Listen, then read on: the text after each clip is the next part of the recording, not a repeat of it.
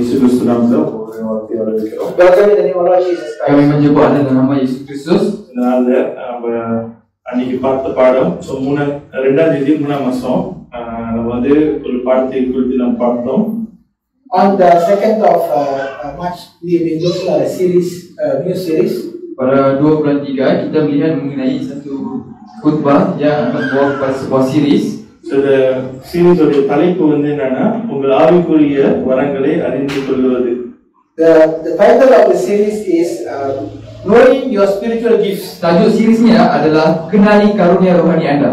இன்னைக்கு நம்ம வந்து பார்க்க போறது இரண்டாவது பாகம். இந்த பாகத்துடைய தலைப்பு வந்து என்னன்னா அனைத்து செயல்பாட்டு வரங்களையும் கண்ணோட்டம். Today we are going to look into the overview of all operational gifts. Jadi hari ini kita akan melihat mengenai gambaran keseluruhan semua karunia operasi. So எழுந்து நின்று நம்ம ஒரு வசனத்தை எடுத்து வாசிப்போம். ரோமர் 12வது அதிகாரம் 4-5 வசனங்கள். Let's arise for the reading of the word from the book of God, Romans chapter 12 verse 4-5. Jadi mari kita semua berdiri untuk membaca ayat firman Tuhan pada hari ini daripada buku Roma bab 12 ayat 4 dan 5. நான் முதல்ல தமிழ்ல வாசிக்கிறேன், என்னோட சேர்ந்து வாசிக்கலாம். ரோமர் 12வது அதிகாரம் 4-5 வசனங்கள். ஏனெனில் நமக்கு ஒரே சரீரத்திலே அநேக அவயங்கள் இருந்தும் எல்லா அவயங்களுக்கும் ஒரே தொழில் இராதது போல அநேகராகிய நாமும் கிறிஸ்துவுக்கு ஒரே சரீரமாய் இருக்க ஒருவருக்கொருவர் அவயங்களாய் இருக்கிறோம். Romans chapter 12 verse 4 and 5. For as we have many members in one body, and all members have not the same office. So we being many are one body in Christ. And everyone member one of another. Roma 12:4 dan 5. Sebab sama seperti pada satu tubuh kita mempunyai banyak anggota badan, tetapi tidak semua anggota itu mempunyai tugas yang sama. Demikian juga kita walaupun banyak adalah satu tubuh di dalam Kristus, tetapi kita masing-masing adalah anggota yang seorang terhadap yang lain. Amin. Please be seated. Dipersilakan duduk semua. ஜெபம் செய்வோம். அன்புள்ள இயேசுவே, அப்பா உங்களுடைய நன்றி அப்பா. நாங்கள் அப்பா உங்க சமூகத்தில் வருகிறோம். அப்பா இந்த வசனங்களே அப்பா நாங்கள் வாசிக்கும்படியா நீ கொடுத்த விசாரிக்கிறதுக்காக நன்றி. இது தொடர்ந்து இந்த வசனங்கள் மூலமா எங்களோடு பேசும்படியா நாங்கள் ஜெபிக்கிறோம். God, we commit this verse unto your hands. God, speak to us through this verse, Lord. Jesus mighty name we pray. இயேசு நாமத்தில் ஜெபிக்கிறோம். ஜீவனோடு நல்ல பிதாவே. ஆமென். So முதலாவது இன்னைக்குள்ள பாடத்துக்கு நம்ம போறதுக்கு முன்பாய் 2ஆம் தேதி 3ஆம் மாசம் நம்ம வந்து பார்த்த முதல் பாகத்துடைய சில உலகஜி மீன் பார்வை வந்து நம்ம முதல் செய்வோம்.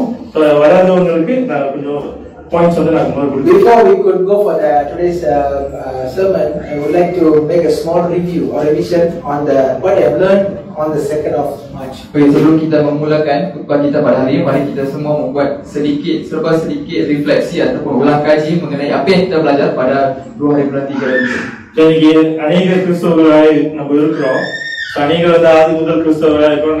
பல பேர் வந்து நடுவில் இருந்து கிறிஸ்தவங்களா இருப்பாங்க. மேபி ஒரு 5 வருஷம் 10 வருஷம் 20 வருஷம் 30 வருஷம் 50 வருஷம் கிறிஸ்தவர்களா இருப்போம். ஆனா ஒரு காலகட்டம் வரும்போது நம்மளுக்கு என்ன கேள்வி வரும்னா, ஆண்டவர் உண்மையிலேயே வந்து நீ வந்து ஒரு நோக்கத்தோட தான் படைச்சாரா, இல்லன்னா என்ன சொல்லுவாங்க மேனுஃபேக்சரிங் டிஃபெக்டா, திடீர்னு வந்து பிறந்துட்டுனா அப்படி எனக்கு வந்து ஒரு யூகம் வந்து இல்லையே அப்படின்னு சொல்லிட்டு ஒரு கேள்வி இருக்கலாம். At most of the time, some of you may be born Christian in a Christian home. Some of you would have been maybe received the Lord at one point of your life. Some of you are 5 years Christian, some 10, some 15, some 20, some 40. But the question is, some of us are still wondering, what is my call in the ministry? So this is the question. Or some of you are maybe thinking, am I on this earth by coincidence or by accident? Jadi ada setengah daripada kita lahir sejak kecil sebagai orang Kristian, ada setengah daripada anda yang menerima Yesus Kristus dalam satu poin dalam hidup anda. Jadi mungkin kita sudah menjadi Kristian untuk 5, 10, 15 ataupun 20 tahun, tetapi akan tiba satu persoalan di dalam pemikiran kita, apakah tujuan saya hidup di bumi ini? Ataupun adakah saya ni terlahir ataupun tidak sengaja dilahirkan di bumi ini?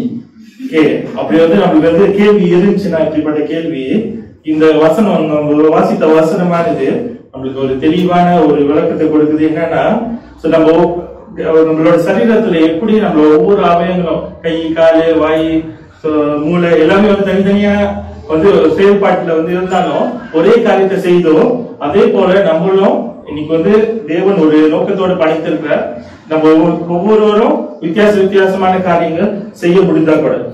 Today, the verse that we read just now has clearly mentioned to all of us that even though we are a different part of the member, but we are doing a single purpose where we have different functions in the same body of Christ. Okey, jadi jika anda mempunyai persoalan sebegitu, maka jelaslah apa yang kita baca daripada ayat tadi, iaitu dalam tubuh badan kita memiliki banyak anggota dan setiap anggota badan itu memiliki fungsi yang berbeza. Sama juga seperti kita yang berada di sini, kita semua adalah satu tubuh badan di dalam badan Kristus dan kita semua memiliki tugas-tugas yang lain. முதல்ல வந்து நம்ம இருந்த கேள்விக்கு பதில் கிடைச்சிச்சு. தேவன் ஒவ்வொருவரையும் வித்தியாசமான ஒரு நோக்கத்தோடு படைத்திருக்கிறார், அந்த வேலையை செய்யும்படியாக. அடுத்த கேள்வி வந்து நம்மளுக்கு இருக்கிறது வந்து என்னன்னா, ஏன் வந்து ஆண்டவர் வித்தியாசமா படைச்சிருக்காரு?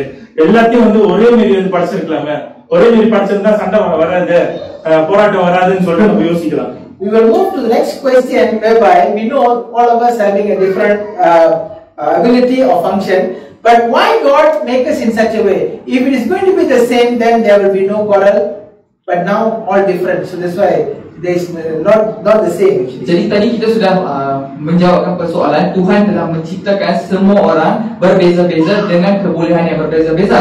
Jadi persoalan seterusnya adalah mengapa Tuhan perlu mencipta setiap manusia berbeza-beza dan mempunyai tugas-tugas yang berbeza? Kenapa Tuhan tidak menciptakan kita semua ini sama rata ataupun sama fungsi ataupun sama perangai lah, dalam bahasa kita sama perangai. Kalau semua orang sama perangai, tak ada masalah dalam dunia ni. யோசிச்சு பார்ப்போம், நம்மளோட சரீரத்துல எல்லாமே கையா இருந்துச்சுன்னா எப்படி இருக்கும்? Okay.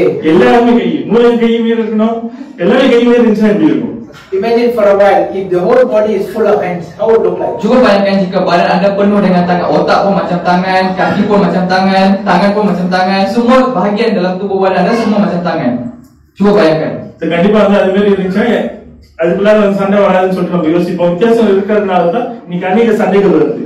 There are a lot of conflicts happen between us because there is a difference between the function between one member and the other. Sekarang ni ada sebuah konflik yang tercetus kerana setiap anggota badan kita adalah berbeza bentuk dan berbeza saiz, dan disebabkan itu adalah konflik di antara mereka. So நீ முக்கியம், நான் முக்கியம், நீ முக்கியம் இல்ல நான் முக்கியம் இல்லன்னு சொல்லிட்டு சண்டை போடுறோம். We are fighting over things that say I am more superior, you are more inferior, you are more important, I am more important. Kita akan selalu bergaduh kata, oh organ ni lagi penting, organ tu lagi penting, saya lagi penting, kamu lagi penting. Kita akan bergaduh mengenai perkara ini. Okay, so இந்த கேள்விக்கு வந்து ஒரு பதில். So ஏன் வந்து தேவன் நம்மள வித்தியாசமான காரியங்களை செய்யும்படியா படைச்சிருக்காருன்னு சொன்னா, தொடர்ந்து நம்ம வாசிக்கிற வேளையில 1 கொரிந்தியர் 12வது அதிகாரம் 24ல இருந்து 26 வரைக்கும் நம்ம வாசிச்சு பார்க்கலாம். ஏன் வந்து ஆண்டவர் இப்படியா படைத்திருக்காரு? So in 1 Corinthians chapter 12 verse 24 to 26, we can continue to read why God created uniquely different function. Jadi untuk menjawab persoalan ini, kita boleh dapatkan jawapan daripada 1 Korintus bab 12 ayat 24 hingga 26. Di situ tertulis dengan jawapan mengapa Tuhan perlu menciptakan setiap orang berbeza-beza dengan kerja yang beza-beza. 1 கொரிந்தியர் 12வது அதிகாரம் 24ல இருந்து 26. சரீரத்திலே பிரிவினைகள் உண்டாயிராமல் அவயங்கள் ஒன்றை குறித்து ஒன்று கவலையாய் இருக்கும்படிக்கு தேவன் கனத்தில் குறை உள்ளவர்களுக்கு அதிக கனத்தை கொடுத்து இப்படி சரீரத்தை அமைத்திருக்கிறார். ஆதலால் ஒரு அவயம் பாடுபட்டால் எல்லா அவயங்களும் கூட பாடுபடும், ஒரு அவயம் மகிமைப்பட்டால் எல்லா அவயங்களும் கூட சந்தோஷப்படும். 1 Corinthians chapter 12 verse 24 to 26. For our comely body have no need, but God have tempered the body together, having been given more abundant honor to the part which is lacked. Verse 25. That there should be no schism in the body, but the members should have the same care of one another. In verse 26, and whatever one member suffers, all the other members suffer with it. Or one member being honored, all the other member rejoice with it. Di 1 Korintus 12 bab 12 ayat 24 hingga 26, anggota-anggota tubuh yang sudah kelihatan cantik tidak memerlukan perhatian. Tuhan sudah mengatur tubuh kita sedemikian rupa sehingga anggota tubuh badan yang kita anggap kurang dihargai mendapat lebih banyak penghargaan. Dengan demikian, tubuh itu tidak terbahagi-bahagi dan setiap anggota saling memperhatikan. Jika satu anggota tubuh menanggung penderitaan, maka semua anggota lain juga menanggung penderitaan juga. Jika satu anggota tubuh badan dipuji, semua anggota lain turut bersukacita. இந்த வசனத்தை வாசிக்கிறப்ப வந்து நமக்கு தெளிவா புரிஞ்சிடும். சோ தேவன் வந்து ரெண்டு காரணத்துக்காக நம்மள வித்தியாசமான வேலை செய்யும்படியாக படைப்புல வந்து அவர் வந்து படைத்திருக்கிறார். முதல் காரணம் வந்து என்னன்னா நம்மளுக்கு கொடுக்கப்பட்ட வேலை. நம்மளுக்கு கொடுக்கப்பட்ட வேலை நம்ம தான் செய்ய முடியும், நம்ம வந்து செஞ்சு முடிக்கும்படியாக. ரெண்டாவது காரணம் வந்து என்னன்னா மத்தவங்க வந்து கஷ்டப்படுறப்ப நம்ம போய் உதவி செய்யணும். சோ மத்தவங்க வந்து கஷ்டப்படுறப்ப நம்ம பார்த்து கை தட்டி சிரிக்க கூடாது. இன்னைக்கு வந்து அப்படிதான் செய்யறோம், அநேகர் வந்து அப்படிதான் செய்யறோம். சரி, அவன் வேலை அவன் பாட்டுக்கு போட்டான், அவனே வந்து செஞ்சுக்கிட்டான், நான் ஏன் வந்து கஷ்டப்படணும், அப்படியே வந்து இருக்க கூடாதுன்னு சொல்லிட்டு தான் வந்து தேவன் நம்ம உதவியா இருக்கணும்னு சொல்லி தேவன் படைத்திருக்கிறார். The two reasons why God created us in a different ability and function. Number one is to complete your personal function. That's number one. Number two, to help each other when the other members are facing trouble or hardship. Okey, jadi daripada ayat itu yang kita baca tadi, kita boleh dapat dua sebab kenapa Tuhan menciptakan kita dengan kebolehan yang berbeza-beza. Yang pertama adalah untuk melengkapkan ataupun menyiapkan kerja ataupun tugas yang Tuhan telah letakkan dalam hidup kita. Dan yang kedua adalah untuk membantu setiap orang ataupun orang lain yang sedang menghadapi kesusahan dalam hidup. Jadi hari ini ramai yang suka untuk melihat dan bergelak ketawa melihat orang lain susah. Dia kata badan muka kau macam tu. Kita selalu fikir buat dia menderita, kenapa kita perlu kisah. Tetapi tidak. Hari ini Tuhan telah meletakkan kita di sini adalah untuk dua sebab ini. இன்னைக்கு நம்மளோட வேலை வந்து என்னன்னு சொல்லிட்டு முதலாவது நம்ம அறிந்து கொள்றது ரொம்ப முக்கியம். ரெண்டாவது எப்படி வந்து மத்த பாகத்துக்கு நம்ம போய் உதவி செய்ய முடியும். இன்னைக்கு வந்து அந்த காரியத்தை நம்ம இந்த ரெண்டு காரியத்தையும் நம்ம தேவனுடைய இடத்துல கேட்க வேண்டும். It is very important for each one of you to know what is your call for your personal life. You cannot be hiding around and saying, I don't know pastor, I don't know, ask my pastor. Don't tell like that. What is your call? I don't know, ask my pastor. Don't tell like that. You should know what is your call. That's number one.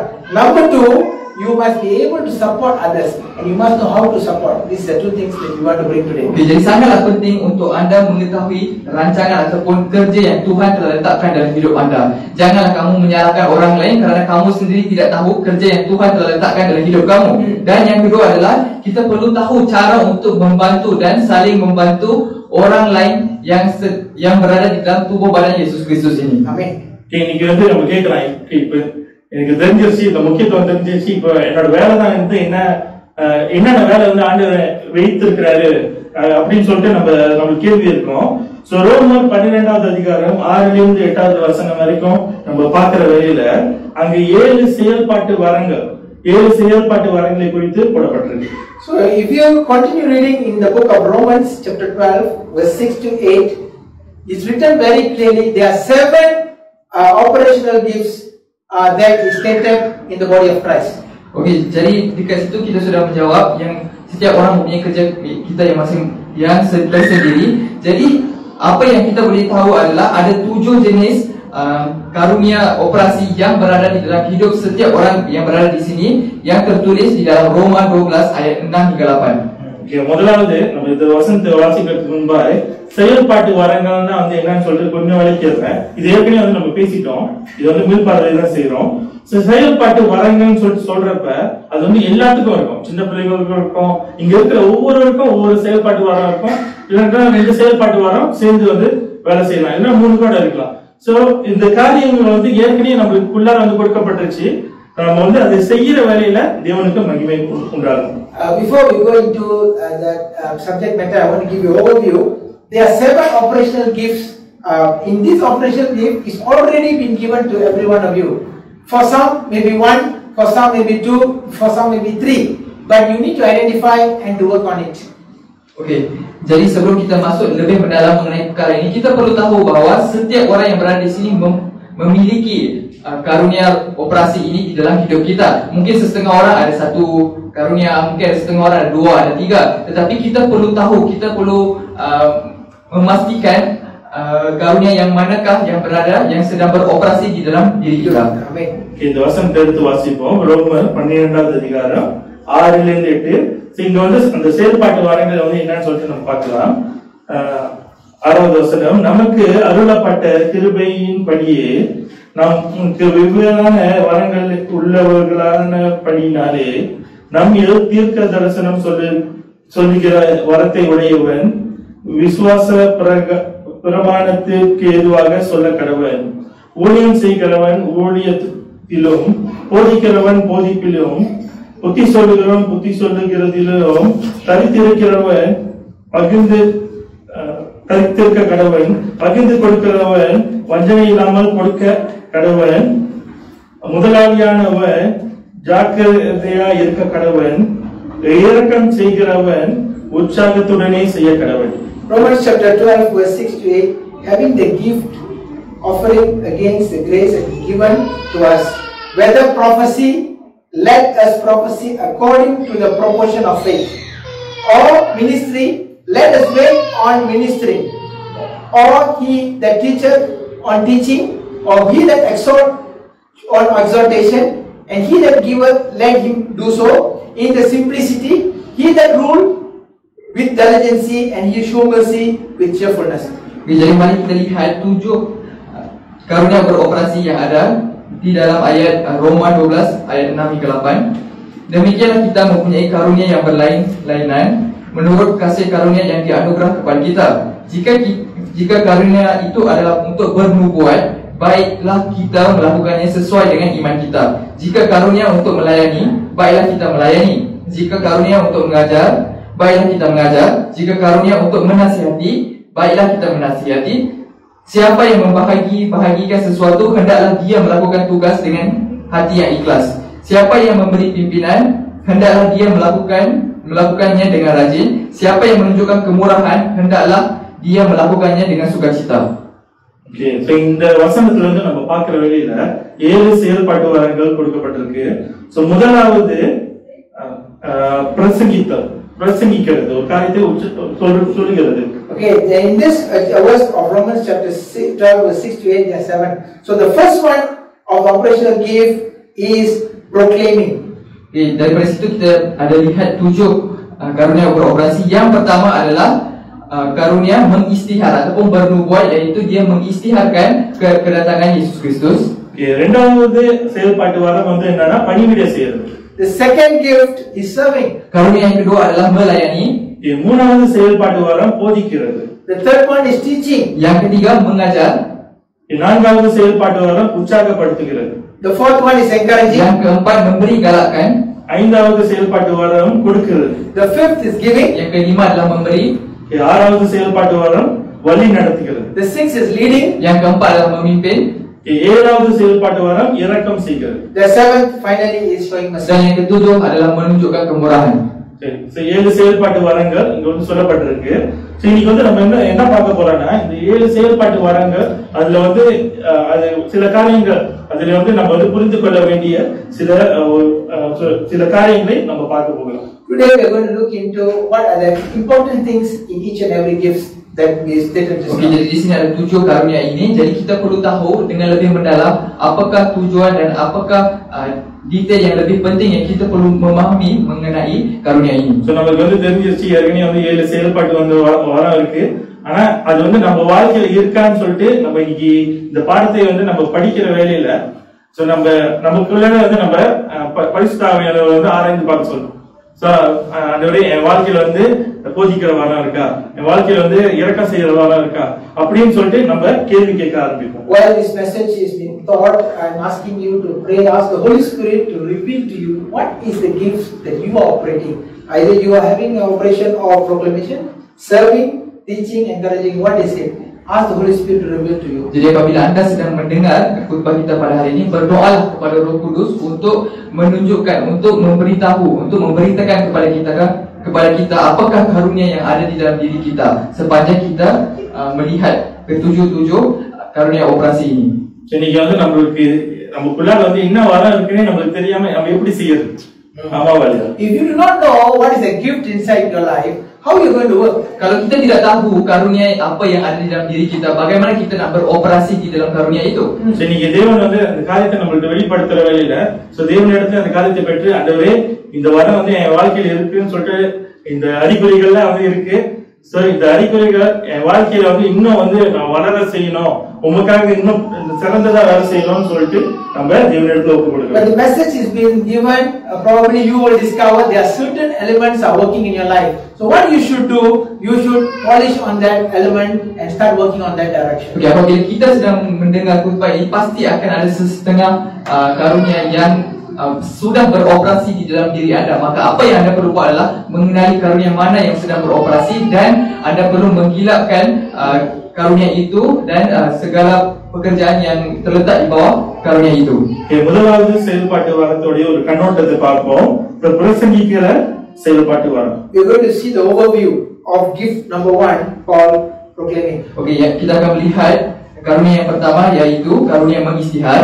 So வேதத்தை வந்து பார்க்கிற வரையில பழைய ஏற்பாடு வந்து இப்ரியர் மொழியில இருந்து படிச்சு, புதிய ஏற்பாடு கிரேக்க மொழியில இருந்து படிச்சு. The Old Testament is written in Hebrews and the New Testament is written in Greek. Okay, dalam perjanjian lama ditulis dalam bahasa Hebrew ataupun Ibrani dan perjanjian baru ditulis dalam bahasa Greek. இப்போ வந்து நம்ம வாசிச்ச இந்த வசனமானது ரோமர் வந்து புதிய ஏற்பாடுல இருக்க பழைய ஏற்பாடுல இருக்க? புதிய ஏற்பாடு. புதிய ஏற்பாடுனா என்ன பாஷையில எழுதப்பட்டுச்சு? கிரேக்க மொழியில எழுதப்பட்டுச்சு. Romans, the book of Romans has been written in the language of Greek. Okey, jadi Roma berada di dalam perjanjian baru atau perjanjian lama? Baru. Okey, baru. Bermaksud ditulis dalam bahasa Greek. Okey, Yunani, Greek ataupun Yunani. Okey. So இன்னைக்கு வந்து இந்த proclaiming அதாவது பிரசங்கித்தல் மகிஸ்தியா அந்த வார்த்தையோடைய கிரேக்க வார்த்தை வந்து என்னன்னா prophetia. Okay, the key word or the actual words of the Greek language of proclaiming is prophetia. Jadi perkataan mengistihar ini datang daripada bahasa Yunani ataupun Greek yang bermaksud yang dipanggil sebagai prophetia. Prophetia. Okay, அதோடைய அர்த்தம் வந்து என்னன்னா ஒரு சிறந்த பேச்சாளர். So the meaning of prophetia is a excellent speaker. Yang bermaksud penceramah. Baik. Penceramah yang baik. Okay, அந்த ப்ரொஃபெட்டியாவுடைய மூல வார்த்தை வந்து நம்ம பார்க்கிற வழியில அது ஃபீமின்னு சொல்லிட்டு எழுதப்பட்டிருக்கு. So the key root word of prophetia is phemi. Jadi kata dasar dari dalam profesia adalah phemi yang bermaksud அதோட அர்த்தம் வந்து என்னன்னா நம்ம ஒரு காரியத்தை வெளியாரங்கமா சொல்றது. The meaning of phemi is to make known. Untuk melafazkan. ஒரு காரியத்தை அறிவிக்கிறது. To declare. Untuk melafazkan kepada orang di luar sana. Okay, அதுல வந்து நம்ம என்ன புரிந்து கொள்ள முடியும்னா அந்த ப்ரொஃபெட்டியா அந்த வார்த்தையானது தேவனிடத்துல இருந்து ஒரு காரியத்தை வந்து நம்ம பெற்றுக்கொண்டு அது வந்து வெளியாரங்கமா சொல்றதுதான் வந்து இந்த வாரத்துடைய செயல்பாடு. The operation of this gift is receiving from the Lord and declaring or making known to the people. Jadi di sini kita dapat faham bahawa kerja profetia ataupun mengistihar ini adalah untuk mendapatkan wahyu daripada Tuhan dan memberitakan kepada orang di luar sana. So நம்ம பாஷையில வந்து சொல்லணும்னா தேவனிடத்திலிருந்து ஒரு கஷ்டமான ஒரு காரியத்தை வந்து நம்ம பெற்றுக்கொண்டு குழப்பமான ஒரு காரியத்தை அது வந்து நம்ம வந்து எடுத்து மற்றவங்களுக்கு வந்து விளங்குற மாதிரி சுலபமான வார்த்தையில சொல்றது. The ministry of proclaiming is can be summarized as if you are receiving a big information which is very complex, but you process it and you explain to people in simple language that they can understand. Okey, dalam bahasa mudah adalah anda menerima sebuah wahyu yang sangat susah daripada Tuhan dan selepas kita menerima, kita membuat analisis, kita buat proses dan kita memberitakan kepada orang dalam bahasa yang mudah. Okay, so இது வந்து நம்ம சரீரத்துல வந்து பார்க்கிற வேலையில ஒரு கண்ணை போல இருக்கு. கண்ணு வந்து எப்படி ஒரு காரியத்தை வந்து ஸ்கேன் பண்ணுதோ, ஸ்கேன் பண்ணி அதுக்கப்புறம் தான் சரீரமே போக முடியுது. சோ இவங்களுடைய முக்கியத்துவம் வந்து என்னன்னா ஒரு கண்ணை போல ஆவிக்குரிய சரீரத்துல தேவனிடத்திலிருந்து அவருடைய பார்வையை வந்து பெற்று மற்றவங்களை வந்து நடக்க வைக்கிறது. So this gift is actually functioning as an eye in the body of Christ. So it sees upon the things and it tells people how to go and where to go. Jadi orang yang memiliki karunia ini boleh disamakan seperti kita yang memiliki mata. Sebab mata kita kebiasaannya akan scan dulu, barulah kita akan pergi ke hadapan atau pergi ke tempat itu. Sama lah kepentingannya untuk orang-orang yang mengistihad. போன பாடத்துல வந்து நம்ம பார்த்தோம். இங்கே இந்த கண்ணை மூடிட்டு சங்களூர் போக முடியுமா? Can you go to Changlun by closing your eyes? Bolehkah awak bawa kereta sambil tutup mata ke Changlun? Sudah sampai atas. முடியாது. காரணம் கண்ணு வந்து அவ்வளவு முக்கியமா இருக்கு. அதே போல இந்த வாரம் உள்ளவங்க ரொம்ப முக்கியமானது. So similarly, you cannot drive to Changlun without seeing or closing your eyes. So it is so important for the church to have people with the gift of proclaiming. Sebab itulah semestinya lah kita tidak boleh sampai ke Changlun dengan memandu sewaktu mata kita tutup. Jadi sangatlah penting untuk kita untuk tidak menafikan orang-orang yang mempunyai karunia yang sebegini. ஏன் வந்து இவங்க ரொம்ப முக்கியமானவங்கன்னா காரணம் ஒரு காரியத்தை தேவன் பார்க்கறதை போல வந்து அவங்களால பார்க்க முடியும். They are very important because they can see certain things in the way God look at it. Okey, kenapa mereka ini penting adalah kerana mereka dapat melihat cara Tuhan melihat perkara itu. இன்னைக்கு தேவனுடைய ஒரு காரியத்தை வந்து நம்ம பூமியில வந்து செய்யணும், சபையில செய்யணும், நம்ம குடும்பத்துல செய்யணும்னா தேவன் வந்து எப்படியாவது வந்து அந்த காரியத்தை பார்க்கறான்னு சொல்லிட்டு நமக்கு வந்து ஒரு யூகம் இருக்க வேண்டும். If you want to do the will of God in your life, you must know what God wants you to do. Jadi kalau kita nak buat kerja Tuhan dalam hidup kita, kita perlu tahu apakah kerja yang Tuhan nak kita buat di bumi ini. So அவங்களுக்கு வந்து தேவனோட சித்தம் அந்த காரியத்தை குறித்து என்னன்னு தெரியும். அது வந்து தேவனோட வசனத்தோட ஒத்து போதான்னு சொல்லிட்டு அவங்களுக்கு தெளிவாய் தெரியும். People with this kind of gift, they know what is the whether this gift is going in line with the word of God or whether is it from God or not. They know it very clearly. Jadi orang-orang yang memiliki karunia ini biasanya dia akan berlandaskan, dia dapat melihat dan berlandaskan kepada ayat firman Tuhan. So dia akan tahu yang mana baik dan yang mana buruk. So ஒரு காரியத்தை வந்து செய்யற வேளையில தேவனுடைய திசை வந்து அந்த காரியத்துல என்ன எங்க இருக்கு சொல்லிட்டு அவங்களால வந்து தெளிவா சொல்ல முடியும். So they actually know where is the direction God is taking the people to. Mereka tahu Tuhan membawa membawa mereka ke arah yang mana. Okay, அவங்களுக்கு அந்த காரியத்துல வந்து எது சரி எது தப்பு அப்படிலாம் வந்து அவங்களால வந்து பார்க்க முடியும். They can accurately predict or know which is right, which is wrong. Dan mereka boleh tahu dan mereka boleh menganggarkan perkara mana yang baik dan yang mana yang buruk. Betul dan salah. Yang betul dan yang salah. நீங்க எத்தனை பேர் வந்து உங்களுக்குள்ளார வந்து இந்த பிரசங்கிக்கிற வரம் இருக்குன்னு சொல்லிட்டு நம்புறீங்க? How many of you think that you have a gift of proclaiming? Jadi buat masa sekarang siapa yang rasa diri mereka memiliki karunia mengisi hari ini? ஆண்டவர் பார்க்கறவங்க வந்து பார்க்க முடியும். இது சரி தப்பு எல்லாமே வந்து உங்களால வந்து பார்க்க முடியும்னா உங்களுக்கு இந்த வரம் இருக்குன்னு சொல்லிட்டு நீங்க அர்த்தம். If you have eyes that you can see the way God sees and you know which is right, which is wrong, then you have the gift of proclaiming. Kalau anda boleh melihat sama seperti Tuhan melihat anda dan anda boleh tahu yang mana baik, yang mana buruk, yang mana betul, yang mana salah, maka anda memiliki karunia ini. So அவங்க வந்து ஒரு காரியம் வந்து எல்லாமே வந்து தப்பு பண்ணா கூட அவங்க வந்து தப்பு பண்ண மாட்டாங்க. காரணம் அவங்க நீதிக்கு வந்து பேசுற மனுஷனா இருப்பாங்க. Even anybody make mistake, these people who have the gift of proclamation will not make mistake because they always stands on the righteousness of God. Okey, bagi orang lain begini, walaupun semua orang di sekeliling mereka melakukan kesalahan itu, tetapi orang yang memiliki karunia ini tidak akan melakukan perkara itu kerana mereka sentiasa berfikiran mengenai perkara baik dan buruk, Righteousness. dan mereka selalu mementingkan kesucian dalam hidup. So எத்தனை பேருக்கு இந்த வரம்? How many of you have the gift? Sekarang ini இன்னும் 10% 10%? 10% கொஞ்சமாச்சும் இருக்கா? இல்லாட்டா 1%. எல்லாம் தப்பு பண்றாங்க நானும் தப்பு பண்றேன்னு சொல்லிட்டு அப்படியே போயிருவோம். Or you just go following the crowd? ataupun adakah kita mengikuti orang lain? Oh, orang lain pun buat salah, saya pun buat salah lah. Sir உங்களுக்கு வந்து இந்த காரியம் வந்து இல்லாதது மாதிரி இருந்துச்சுன்னா நீங்க அப்படியே வந்து அதை ஒதுக்கி வச்சிடாதீங்க. அன்னைக்கு நான் சொன்னேன் ஒதுக்கி வச்சிடாதீங்க. மேபி ஒரு 5% அவங்க வாழ்க்கையில இருக்கலாம். அப்புறம் வந்து நம்ம பரிசை எடுத்து பார்க்கறப்ப நம்மளுக்கு தெரியும். We will do a test towards the end, but however, if you feel this is not relating to you, don't throw it away. Because usually you will have certain portion, 5% or 10%, or it's still functioning. Kalau benda ini rasa-rasanya tak ada dalam diri kita, jangan kita buang terus kerana mungkin ada sebahagian kecil atau peratusan kecil yang karunia ini beroperasi dalam diri kita. Selepas kita sudah membuat sebuah ujian, barulah kita tahu apakah karunia yang ada di dalam diri kita. ஒரு வாரத்தை குறித்து நம்ம பார்த்துட்டோம். இங்க இன்னும் 6 வாரம் இருக்கு. இந்த 6 வாரத்தையும் வந்து நீங்க வந்து நம்ம பாக்குற வேலையில நீ பரிசுத்தாவிட்ட கேளுங்க. பரிசுத்தாவியோட என் வாழ்க்கையில இந்த காரியம் இருக்கான்னு சொல்லிட்டு அவர் அப்போ பரிசுத்தாவியோட நம்மளுக்கு அந்த காரியத்தை ஞாபகம் மட்டும் இருந்துச்சுன்னா. So we have finished one that is proclaiming. There's another 6 more to go. We want you to just identify only. Just identify which are the one that he is relating to you. Okey, kita sudah mendalami satu karunia. Hari ini kita akan melihat daripada atas sahaja, membuat overview mengenai 6 karunia yang lain. Kenal pasti. Jadi hari ini kita perlu kenal pasti. Untuk kita nak mengenal pasti, kita perlu dengar sampai habis. Pastikan anda berada bersama dengan kami sampai habis. Jangan tidur ya. So இந்த பாடம் வந்து நம்ம ஒவ்வொரு வாரங்களும் வந்து நம்ம வந்து பார்ப்போம் ஒரு சில வாரங்களா. So இதுக்கப்புறம் வந்து இன்னும் தெளிவா வந்து அந்த காரியம் இருக்கான்னு சொல்லிட்டு நம்ம செக் பண்ணுவோம். In subsequent weeks we will be talking in depth the positive and the negative part of each and every gift. So for now just overview, just find out first. Okey, pada minggu-minggu yang akan datang kita akan melihat lebih mendalam mengenai kebaikan dan keburukan orang yang memiliki karunia itu. Jadi hari ini kita akan melihat saja bahagian yang biasa-biasa dahulu, yang latar belakang dulu mengenai karunia-karunia ini. இரண்டாவது செயல்பாட்டு வார்த்தை வந்து நம்ம பார்ப்போம்.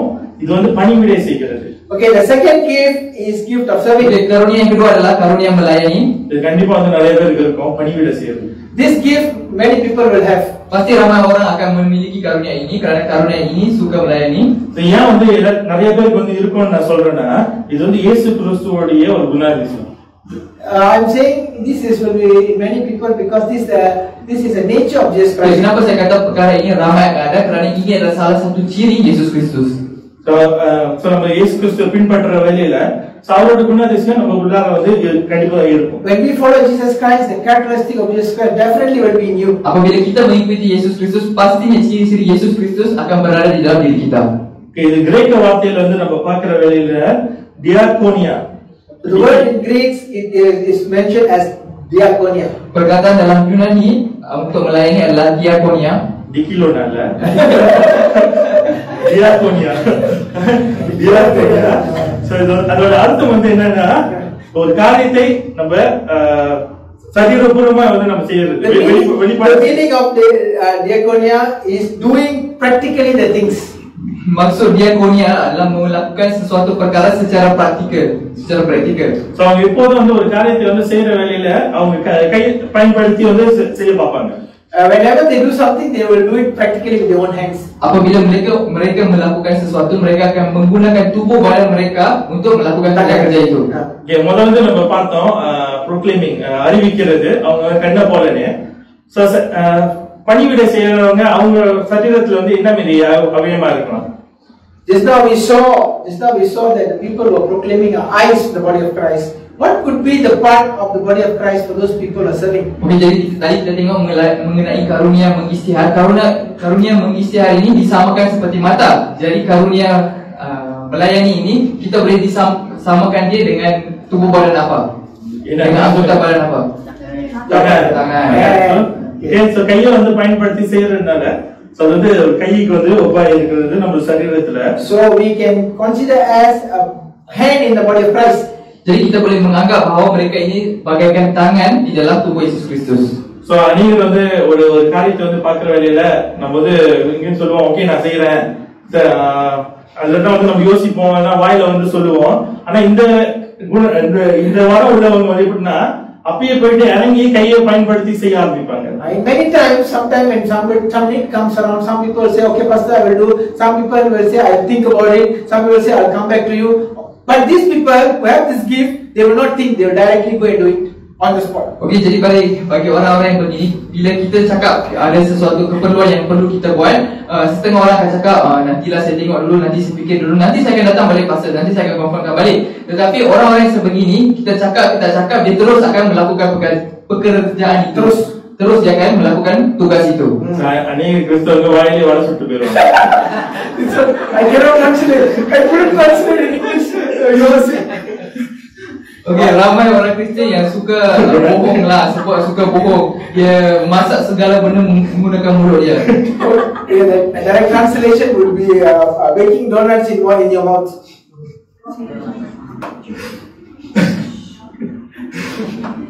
சும்மா Ini hanya lawas, sekadar lawas. So அவங்க வந்து சரிபூர்வமா வந்து ஏதாச்சும் வந்து செய்யணும்னு வந்து பார்ப்பாங்க. So these people who are having the gift of serving, they will do it physically on the spot. They don't wait. Orang yang mempunyai karunia melayani akan melakukan perkara itu secara fizikal tanpa menunggu arahan sesiapa ataupun tanpa menunggu kehadiran orang lain. இது வந்து ஆவிக்குரிய காரியங்கள் மாத்திரம் இல்ல, அன்றாட தேவைகள், அன்றாட வேலைகள், சோ அவங்களுக்கு வந்து பணிவிடை செய்யறது, இன்னும் மற்ற என்னென்ன காரியங்கள் வந்து அவங்க மற்றவங்களுக்கு வந்து உதவி செய்ய முடியுமோ அதெல்லாம் வந்து அவங்க நேரா போய் செய்ய ஆரம்பிப்பாங்க. These people, they're not only for spiritual gifts, but they also do it in their workplace, in their home, wherever they are.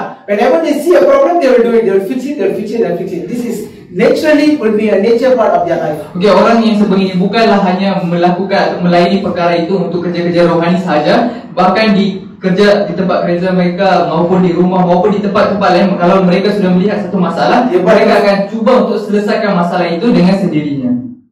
அவங்க எந்த கருத்தை வந்து பாக்குறாங்களோ அப்பயே வந்து செய்ய ஆரம்பிப்பாங்க. அவங்க அதனால வந்து அவங்க ஒரு காரியத்தை வந்து ஒரு வாட்டி செஞ்சு அப்படியே விட மாட்டாங்க. அவங்க எப்போதும் வந்து ஒரு காரியத்தை வந்து செஞ்சுட்டு அது எப்படி வந்து ஒரு ப்ராஜெக்டா வந்து மாற்ற முடியும், ஒரு காலகட்டத்துக்கு வந்து செய்ய முடியும், தொடர்ச்சியா வந்து செய்ய முடியும், தொடர்ச்சியா உதவி செய்ய முடியும்னு சொல்லிட்டு அவங்க பார்ப்பாங்க. This person, they are not only going to fix the problem once, but they will always think, how can I permanently fix this matter? How can I make this matter better? How can I do it in a proper way? They try to improve and improve and improve. Okey, jadi bagi orang-orang yang sebegini, mereka selalunya akan menyelesaikan masalah itu bukan satu kali saja. Mereka akan cuba menyelesaikan masalah itu supaya masalah itu tidak akan berulang lagi. Mereka akan cuba menjalankan kerja itu dan menjadikannya sebuah projek supaya benda itu tak akan berulang lagi. So அப்ப ஒரு வாட்டி வந்து போய் உதவி செய்யறாரு. ஒரு உதாரணத்துக்கு, சோ ஒருத்தவங்களுக்கு வந்து வீடை சுத்தம் பண்ணணும் அப்படின்னு வந்து ஒரு தேவை இருக்குன்னா, சோ அவங்க ஒரு வாட்டி போய் உதவி செஞ்சுட்டு அப்படி யோசிப்பாங்க, எப்படி வந்து இவங்களுக்கு நம்ம தொடர்ச்சியா வந்து உதவி செய்ய முடியும். அப்புறம் அன்னாடிக்கும் வந்து ஒரு மணி நேரம் ஒதுக்குவாங்க. அன்னாடிக்கு போயிட்டு செய்யற வேலையில ஒரு நாள் கழிச்சு அது அப்படியே வந்து அந்த காரியத்தை வந்து சுத்தம் பண்றது எல்லாமே வந்து செட்டில் ஆயிடும். For example, this person maybe have an interest of cleaning the church, for example, cleaning people's house, cleaning the church, for example. So one day they will come and clean. After that, they will not ignore. They will keep doing cleaning. They will come every day, 1 hour, they will come and do cleaning, and then every week they come. They make sure they do with joy, without nobody telling. Okey, contohnya ada seseorang itu dia melihat ada di gereja ini kurang bersih lah, contoh kurang bersih dan dia nak bersihkan gereja ini. Jadi pastinya kalau dia seorang nak membersihkan gereja ini, memang dia tak mampu. So apa yang dia akan buat adalah dia akan mengasingkan 1 jam setiap hari untuk datang ke gereja dan membersihkan gereja ini sampai gereja ini nampak bersinar di mata dia. Bersinar. So ஒரு வருஷத்துக்கு ஒரு வாட்டி வந்து சுத்தம் பண்ணா வந்து சொன்னாங்க, இல்லன்னா வாரம் ஒரு மணி நேரம் சுத்தம் பண்ணா சொன்னாங்க. Which one will be more cleaner? If you do once a year during Christmas, or you're doing it every day? Yang mana lagi bersih? Adakah kita membersihkan gereja setahun sekali ataupun setiap hari? Setiap hari, setiap minggu 1 jam. setiap hari pun boleh. Setiap hari pun boleh juga. So கண்டிப்பா வந்து ஒரு காலகட்டத்துக்கு அப்புறம் சுத்தமாயிரும். அப்போ கொஞ்சம் அப்படியே மெயின்டைன் பண்றது. So once you already do it in a consistent interval, so the place will be clean and you don't have to do it very hard. Jadi apabila orang itu melakukan secara konsisten, maka tempat gereja itu pun akan bersih dan suci di mata dia. So அந்த காரியத்தை வந்து அவங்க செய்யற வேலையில அது வந்து ஒரு ஒழுங்கோடு வந்து செய்வாங்க. அது அப்படியே வந்து ஒரு ஒழுங்கோடு செய்யற வேலையில அந்த காரியத்தை சுலபமா செய்ய முடியும். Because they have a discipline in doing the thing consistently, and it will become very easy for them to do. Okey, disebabkan orang-orang sebegini memiliki disiplin untuk melakukan kerja itu, maka segala kerja yang dia buat adalah mudah baginya. Amin. Okay, so இத்தனை பேருக்கு வந்து இந்த வாரம் இருக்குன்னு சொல்லிட்டு How many of you think you are having this gift? Okey, sekarang 20%. Sekarang ni siapa yang rasa dia memiliki karunia ini? Karunia membantu, melayani, helping, serving. எத்தனை பேருக்கு வந்து இந்த பணிவிடை செய்கிற அந்த வரம் இருக்குன்னு சொல்லிட்டு நம்புறீங்க? So berapa orang yang percaya yang anda memiliki karunia yang melayani ini? 5% kah, 10% kah, 20, 30, 10%, 20% helping, serving. வருகிற வாரத்துல வந்து பார்ப்போம் இன்னும் வந்து அதோட அறிகுறிகள் இருக்கானே. So the following week we will look into the details. Pada minggu-minggu akan datang kita akan melihat lebih mendalami mengenai orang-orang yang memiliki ciri-ciri orang-orang yang memiliki karunia melayani. மூணாவது வாரத்தோட கண்ணோட்டம் போதிக்கிற வாரம். The overview of the third gift is gift of teaching. Okey, yang ketiga adalah karunia mengajar. So, அநேக டீச்சர்ஸ் வந்திருக்காங்க, அது பயமா இருக்கு சொல்லுங்க. So, ramai Many cikgu-cikgu teachers di here, sini. I'm in fact stagnant. Ramai cikgu-cikgu di sini, maka pastor pun rasa takut untuk menceritakan perkara ini kepada mereka. Takut kena bantai ya. Okay, so கிரேக்க வார்த்தை போதிக்கிறதுக்கு டிடாஸ்கோ. Okay, the Greek word for teaching is didasko. Okey, perkataan Yunani untuk mengajar adalah didasko. So அவங்க அது வந்து எப்படின்னா ஒரு காரியத்தை வந்து கற்றுக் கொடுத்து அவங்க அந்த அந்த காரியத்தோடைய கருப்பொருளை அவங்களுக்குள்ள வந்து வைக்கிறது. These people, the meaning is teaching someone and putting the element into their mind of people. Okey, maksud didasko adalah untuk mengajar dan menjadikan amalan dan mengamalkan informasi yang mereka ajar itu. சரீரத்துல வந்து என்ன அவயமா இருக்கும்?